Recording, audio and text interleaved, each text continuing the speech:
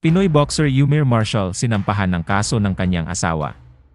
Inakusahan ng pambababae, pambubugbog at pang-aabuso. Nalaman ko na nagkikita pa rin sila nung babae. Kinuha niya rin po lahat nung savings namin. Nalaman ko na nagpapatayo siya ng bahay para sa babae. Pero bago ang lahat, kung ikaw ay bago sa aking channel, huwag kalimutan na mag-subscribe at i-click ang notification bell for more trending news.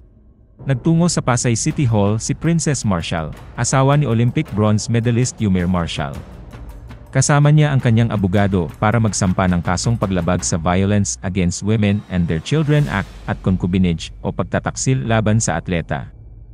Ayon kay Princess, napansin niya ang pagbabago sa ugali ni Yumir pagkatapos ng kanyang kampanya sa Paris Olympics noong nakaraang taon. Ayon kay Princess, hindi na ito natutulog kasama niya at gusto laging umalis, mag-club, mag-bar, uminom kasama ang barkada.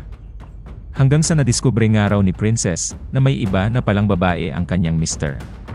Nakonfirma niya umano na talagang nagsasama na sila, nahuli niya at ng kanyang kapatid ang dalawa sa isang kondominium sa Pasay, na humantong sa kanilang pag-aresto at panandali ang pagkakakulong. Sa kabila ng pagtataksil na ito, una nang pinili ni Princess na patawarin si Yumir, na pumirma sa isang dokumento upang ihinto ang mga charges, umaasang magbabago siya. Sa kasamaang palad, mas lumalalang anya ang kanyang ugali, dagdag ni Princess, pati ang savings nila ay kinuha na din ni Yumir. At nalaman nito na nagpapatayo siya ng bahay para sa babae. Hindi na siya natutulog kasama ko. Gusto niya na laging umalis, mag-club, mag-bar, uminom, barkada. Nalaman ko na nagkikita pa rin sila nung babae. Na-confirm ko na talagang nagsasama na sila. Kinuha niya rin po lahat nung savings namin. Nalaman ko na nagpapatayo siya ng bahay para sa babae. Sa gitna ng mga legal na issue, ibinahagi ni Princess ang mga plano na ibigay ang lahat ng ebidensya sa mga korte, habang ipinapahayag ang kanyang pagkabalisa sa pagmamanipula, emosyonal na stress, at pang-aabuso na dinanas niya. Binigyang diin niya ang kanyang pangunahing tungkulin sa pagsuporta sa karera ni Yumir, pagsuko sa kanyang mga layunin bilang kanyang manager, para lamang harapin ang mga banta at takot mula sa kanya.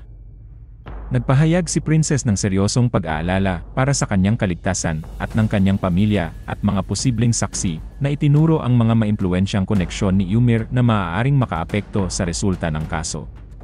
Inilarawan niya ang kanyang nararamdamang sakit bilang isang bagay na kinakaharap ng maraming kababaihan sa mga abusadong kapareha na nagpapahayag ng matinding sakit sa mga nasirang pangako sa kanilang kasal. Sa kanyang post, humingi si Princess ng panalangin at suporta para sa kanya at sa kanyang pamilya sa paggaling at kaligtasan sa mahihirap na oras na ito.